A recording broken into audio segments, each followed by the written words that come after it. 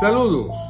Felicitaciones a HITN TV y al Tú Cuentas Cine Youth Fest por estar celebrando su 5º aniversario y por brindarle apoyo y difusión a las voces de la juventud. Blanca y Jacobo les deseamos que sigan adelante, conquistando reconocimientos y recibiendo el apoyo del pueblo. ¡Wow!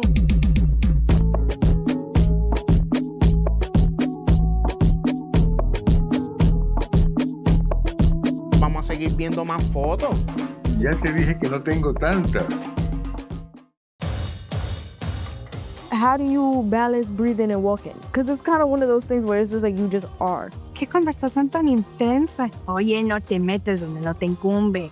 I am who I am because of Lafayette and Noble. Dime mulata si quieres, pero blanca no. So, how was school today? Good. I learned what Caucasian means.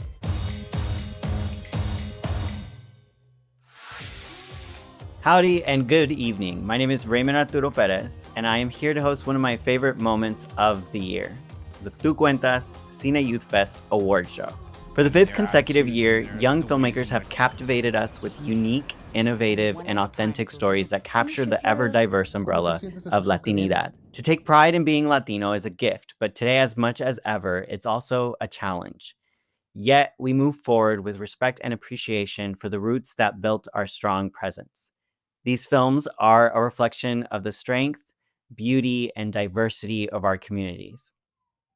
There's much to be said about the creativity and quality of this year's finalists, but before we discuss more, let's take a look at this year's film chats, which covered everything from film festivals, post-production, to casting and acting.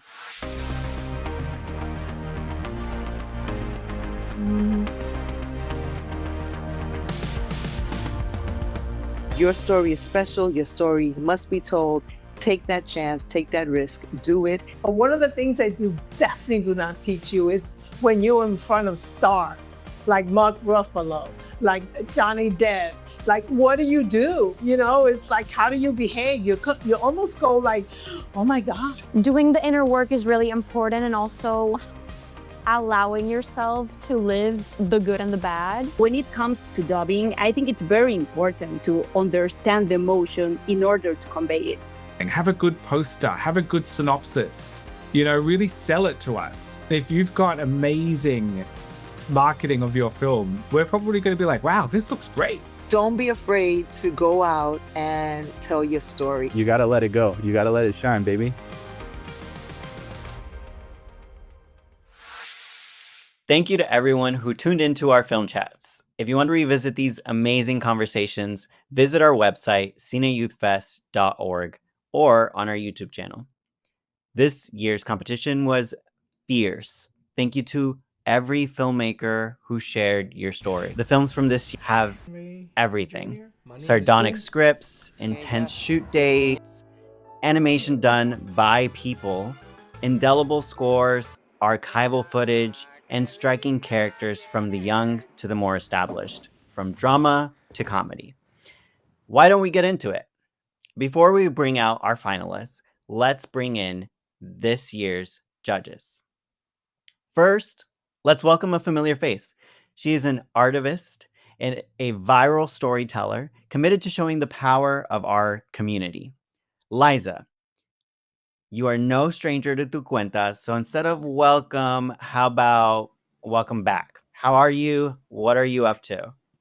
I am so excited to be back. I actually just got back from New York, where I got to go visit the headquarters to see where all the magic is happening for Tu Cuentas Cine Youth Fest each year. And I just have to tell you, to your point, this year was one of the fiercest that I've seen with regards to competition. I am so grateful to see so many of our youth picking up that baton and running with their stories, because we really need to see it. So on my end, I'm busy. I'm in the middle of play rehearsals. My film was just nominated for an Imagen Award. So that's why I was in New York, because it was also the New York Latino Film Festival. So on the go, as we do, creating, activating, and, getting as many people encouraged to do the same, because we need to have our community activated to not only make an impact with their stories, but figure out what comes next. Well, lastly and warmly, I introduced someone I've known for 20 years now, which is crazy because we're only 24 years old.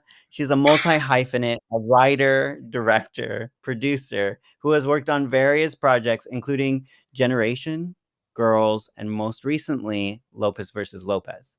Please welcome a dear friend from Communications Arts High School, shout out to San Antonio, Texas, Marissa Diaz. I heard you're busy cooking up something new, and I just wanted to thank you for being here. How are you doing? I'm doing great. It's such an honor to be and Eliza, who I've also known for many years and had the pleasure of working with her. Things right now are so crazy, so busy. I'm in production on a new TV show that I'm writing on. It's a new mockumentary for NBC that takes place in our favorite place, Raymond, Texas. So I'm excited to share that with the world. But yeah, that's what I'm working on right now. And I have a few other shorts in the pipeline. I'm looking getting later this year. I wanted to ask y'all a few questions before we bring on our finalists. And my first question is for Liza.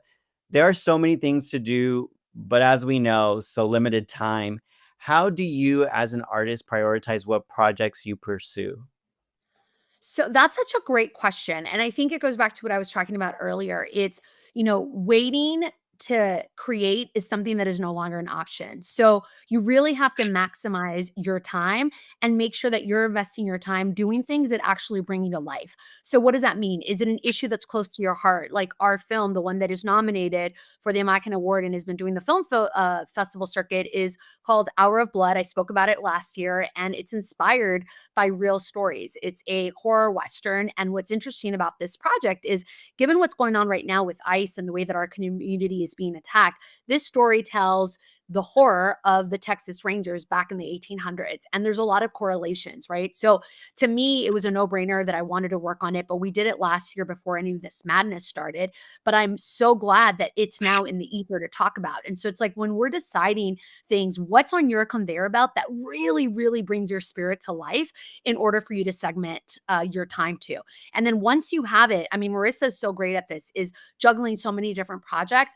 It's really having a team that supports you, but more than that, always working and creating something. Switching gears, Marissa, you're no stranger to a blank page, and even more so, a final draft. When it comes to narrative devices, are there any that threw you in for a loop and gave you pause and really inspired you in this year's selection of films? What I will say is that, just off the bat, the amount in watching this year's selections, I was so surprised by the sheer amount of talent in these submissions. I asked Framer, how old are these kids? Because the amount of talent is just insane. He said 16 to 26, and I was like, oh my gosh, I wish I was that talented. I also wish I was that talented now. So I'm just so impressed by the level of talent. But right now we're in a time in the world that's really difficult and really hard to parse out, any joy in our life. So I was really moved by the pieces here that talked about really difficult subject matter with a level of whimsy, with a level of comedy. And for those that didn't have those aspects, there was just a level of raw talent and heart, which is always so inspiring to me in filmmakers, and especially young filmmakers. So just really impressed by point of view, and the way that they were able to take really serious subject matter and make it lighthearted or grounded and real. So that's for those watching, and you're waiting for a sign. This is it. This is the sign. Thank you both, Marissa, Liza, for your time and your presence, your experience, your knowledge, and storytelling. You all did the hard work of having to judge this year's films. Now let's get to the big reveal. This year, emerging filmmakers between 16 and 26 were able to submit their films in one of 5 categories: animation and experimental, documentary shorts, real stories, real impact, identity and cultural heritage in the digital age, mental health awareness, and voices for change PSAs with purpose. With the direction of our judges, we were able to select 10 films that were in contention for the grand prize. Take a look.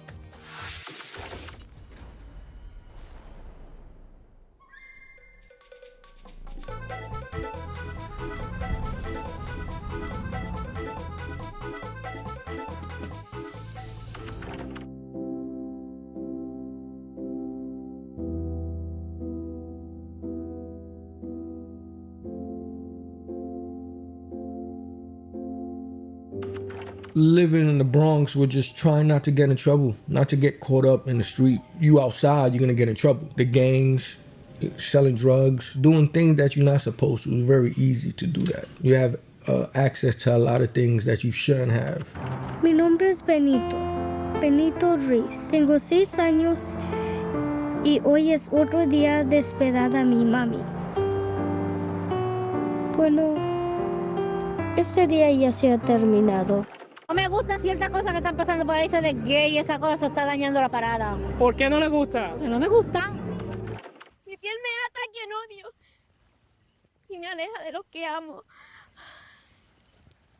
Dime mulata si quieres, pero blanca no. Hey, Victor. Yeah? What does Caucasian mean? Isn't that what you are, dude? But I'm not Asian. Aquí en México celebramos el Día de los Muertos. Yo así me criaron mis padres. Gracias, Goliat.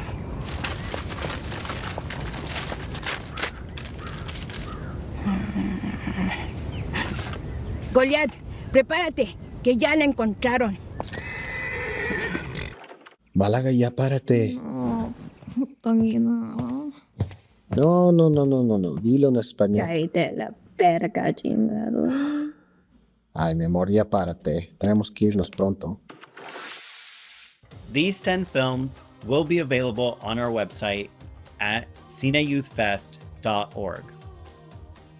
Of these 10 films, today we have 4 in the running for the grand prize of the 2025 Tú Cuentas Cine Youth Fest. These 4 finalists will receive a cash prize to support future works. In this year's edition of Tú Cuentas, we recognize a finalist from different categories to truly recognize and support storytelling across different genres. The director of our short documentary category will receive a cash prize of $1,500. The director of our best animation and/or experimental category will receive a cash prize of $1,500. But that's not all. This year's Spotlight Award honors a film that, while just missing our top categories, truly deserves to be highlighted and celebrated. The director of our Spotlight Award will receive a cash prize of $1,250. And what about the grand prize for Best Overall Short? The director of this year's competition will receive a cash prize of $3,000. To begin, I will introduce the artists behind each of our 4 short films to get a little bit more about their process in creating these. In no specific order, welcome Ben Vasquez, who alongside his partner Aubrey Asmar created Una China Poblana. Welcome, Ben. Hi there, Raymond. Another creative duo, Ana Riva and Leslie Marroquin, the filmmakers behind Chiquito. Hello, congratulations. Thank you. We also welcome Matthew Serrano, director of Pick One. Howdy, Hi, Matthew. it's great to be Glad here. have you. Thank you. And finally, we welcome Aldo Merino, the artist behind Recuérdame. Hey, how you doing? Welcome. To all of you, congratulations for being selected among many great films this year. We as fellow creatives understand the work that goes behind telling a story. We thank you for your hard work and dedication. It does not go unrecognized. Let's keep it moving. Today's first award goes to the 2025 Tú Cuentas Cine Youth Fest Best Short Documentary. Recuérdame.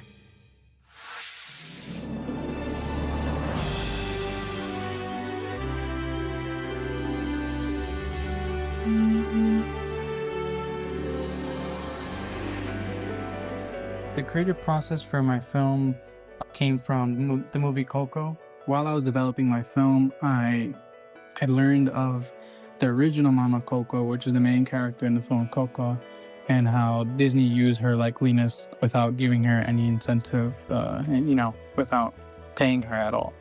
And so I feel like that brought me to find a way to show the true celebration of Dia de los Muertos. Not that Coco is a bad movie or bad representation. I just think that what really matters in this scenario is who is the storyteller. And I thought I, as a Mexican American, should be that storyteller. And this is really what is the driving force behind the film. The true celebration of Dia de los Muertos, not a, glorification of it, but a documentation of it.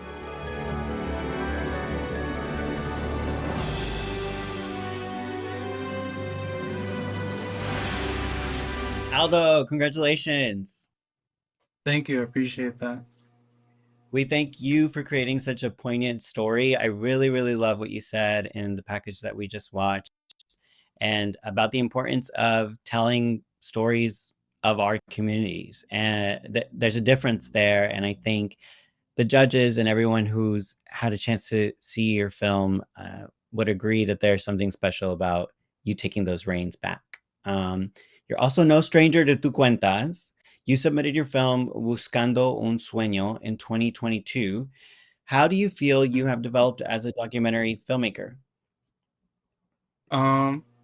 Yeah, I mean, so the first film I submitted was actually from like my very first documentary film. That was when I was in high school.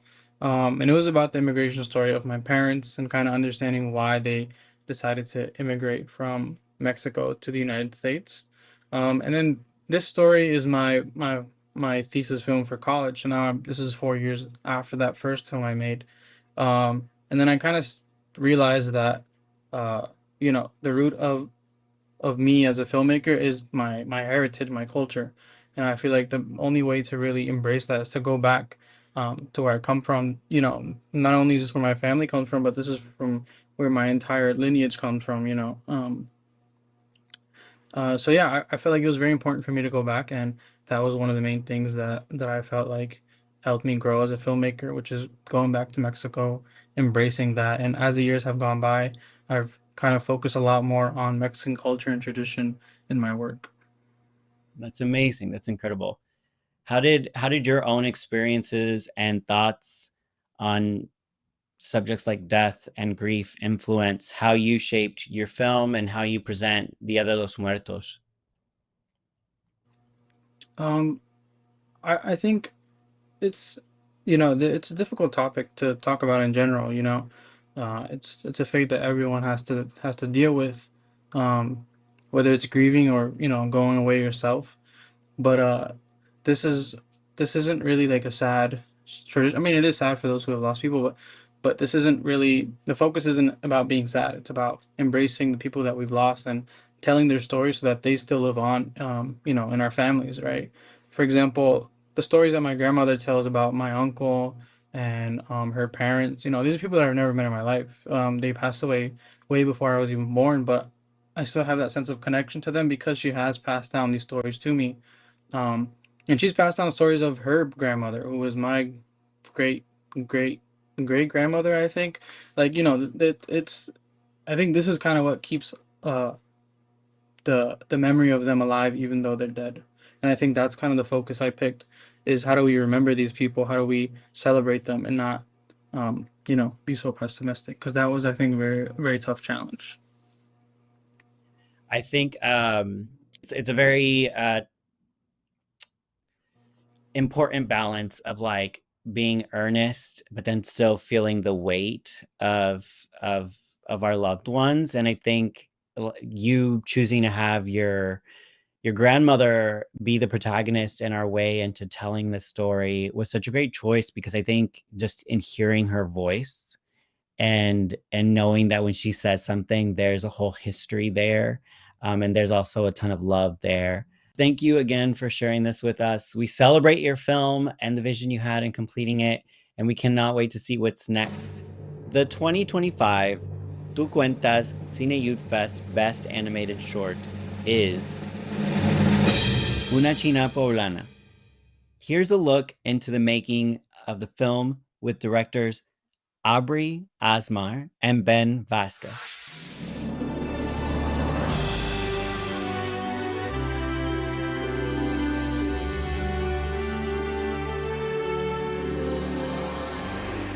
Hi there, my name is Aubrey Asmar. And hi, my name is Benedict Vasquez. And we are the creators of Una China Poblada. Above that, we're also the voices of Antonio Vasquez. And also Malagmewo. So if we sound a little familiar, it's probably why. We put a lot of effort, a lot of time into this film, and I did the music for it.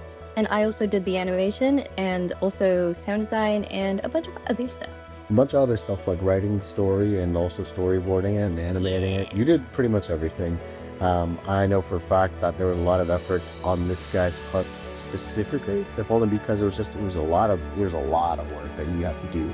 It was around a year and a half worth of production. It obviously started from the idea itself and then turned into the massive project that it eventually became. And we're both very proud of it and both very happy to be here. And very happy that we've explored the topic of Mexican and Asian relations.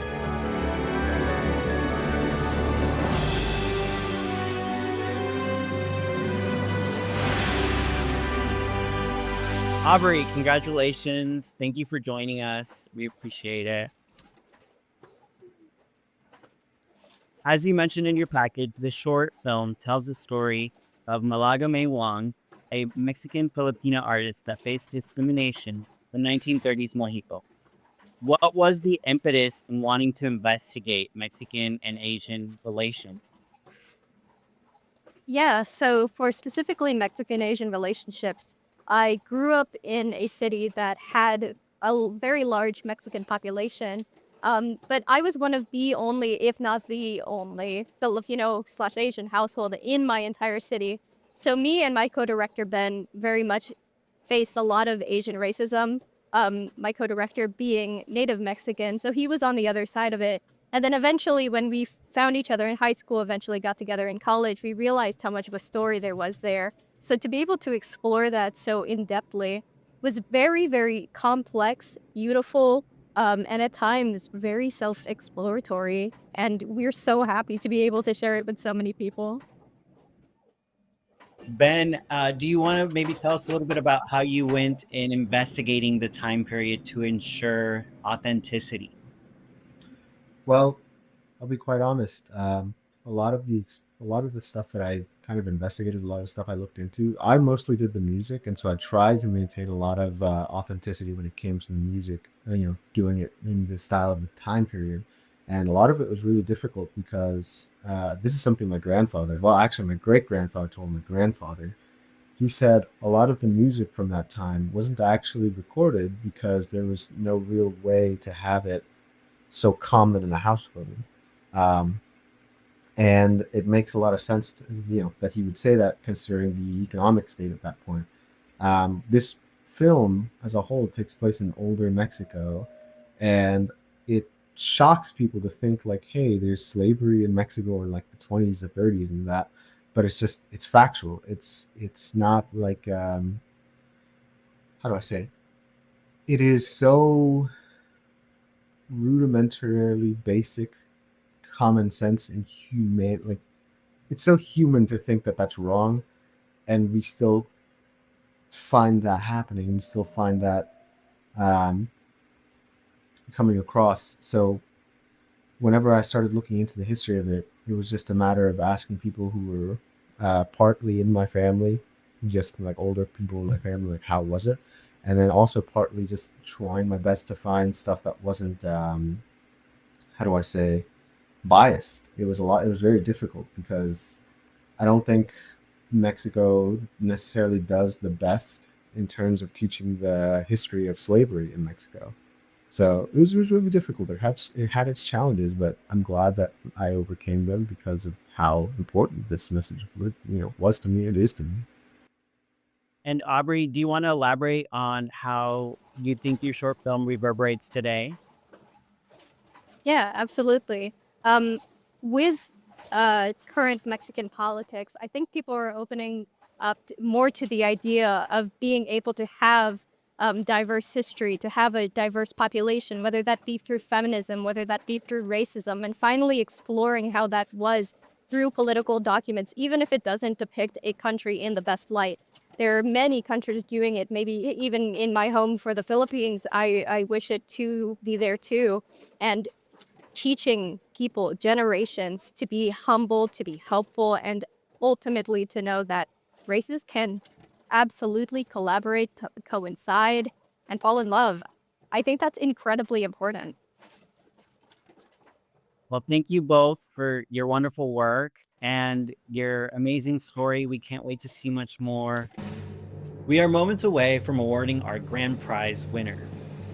We would like to once again thank all the filmmakers this year and take the time to recognize the work that goes into creating each of these great pieces. At last, one final drum roll. The winner of the 2025 Tú Cuentas Cine Youth Fest is Pick One by Matthew Serrano. Congratulations, Matthew. We will be chatting with you shortly. But first, we would like to take a moment to chat with the winners of our Spotlight Award, Ana Riva and Leslie Marroquin. Let's find out a little bit more about Chiquito.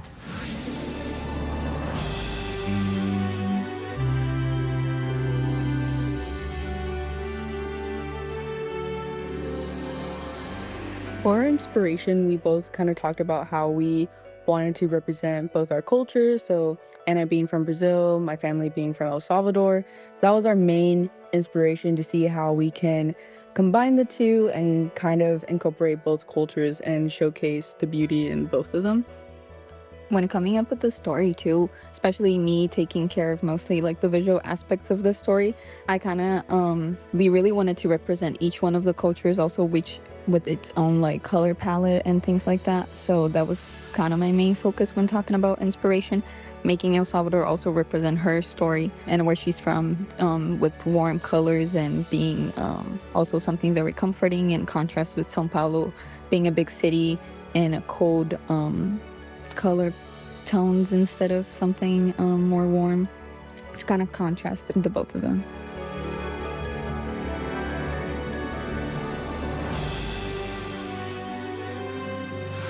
Leslie and Anna, congratulations. Thank you so much. This short film really packed a punch in such a small amount of time, and it's centered on our wonderful armadillo. One, does he have or she or they have a name? And what are you hoping audiences take away from watching Chiquito? Well, his name is the title of the film, so his name is Chiquito. He's our little guy. I think our main thing for people to take from this film is just kind of seeing the beauty in other cultures, and specifically Brazil and El Salvador, some countries that don't really get as much focus as other places in Latin America. That was kind of our main focus, I would say. Yeah, we really wanted to show like those places and with its beauty and how we saw those places, because we felt like we had to just put our point of view when when creating the movie. So we just wanted to bring how the beauty we saw in those countries and put that in the film, because we felt like there was not enough media that portrayed that. I love that. I love really going into the specificity of these two countries. And what you both have touched on this already, but what is the importance of specificity when portraying Latino characters? This term that really is an umbrella for so many different experiences, nationalities, ethnicities, races. What is the beauty in specificity? I think it just highlights the uniqueness that I feel like is overseen, like, or I guess is not seen by people who are not within the culture. They might have some vague idea or no idea at all. And so my family is from El Salvador, and not many people really know much about it. So that was kind of at least my point of view of trying to bring that uniqueness, something that I have grown up with and have loved just from hearing how my family would talk about the country and stuff. So that was kind of how I see it, about showcasing that uniqueness. For me, I think it's when people talk about Latin America and like recognize Brazil as part of Latin America, it's very common sometimes for people to not really understand or even like expect us to speak Spanish. A lot of people don't really know much about our culture, and because I think just people just put everything in kind of a mix that everything is kind of the same. And in Brazil itself, we have a lot of different cultures. So I think it's just we wanted to just bring a little bit of that and showcase that so people could learn a little bit of these other countries.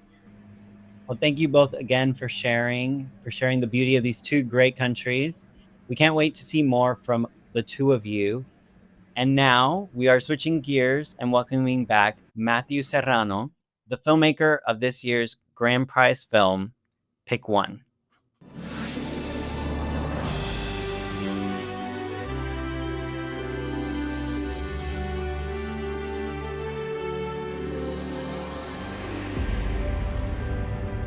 So the inspiration behind me making Pick One all came from my childhood, and actually something that really did happen to me, where the first time that I ever took a standardized test, it did ask me to pick one race or ethnicity, and I was so scared to pick the wrong answer that I really thought that I would not only fail, but that I would go to jail. I was so scared, and growing up, I was so confused about my identity because I grew up always having people telling me, you're this, you're that, you're not enough this, you're not enough that. And it really is just a film that I wish that I had seen as a kid, because I feel like if I had seen this film, then I would have been so much more confident and felt so much better about myself. And that's ultimately why I made the film, was because it was the film, the kind of film that I wanted to see.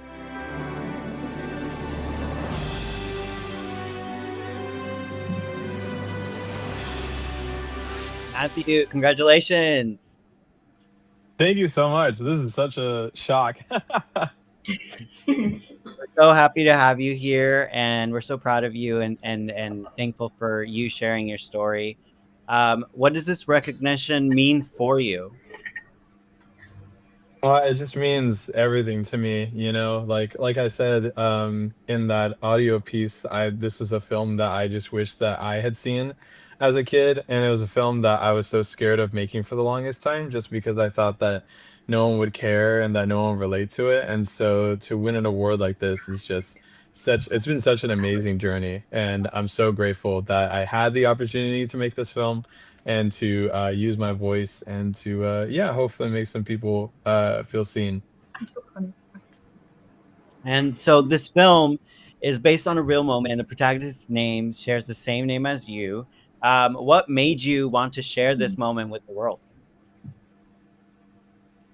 You know, I feel like everyone goes through the same struggle. You know, for the longest time, I thought that I was alone in my struggle of, you know, being confused about being mixed race. But as I got older, I realized that, you know, other people kind of go through the same thing as well, right? People come from religious backgrounds with their families, but then maybe they grow up and they change religions, right? Or like, you know, people grow up confused about their different sexualities or genders. You know, it extends far from, you know, race or like cultural identity or even nationality. And I think that was something that I finally realized once I started to make the movie, and once I started to reach out to people and say, and I would try to explain the film to them and get them on the same page as me, and they would be like, no man, I relate, for, you know, different reasons than what you had written about. Given that it is based on a real, you know, situation that happens, as you were going through the storytelling process,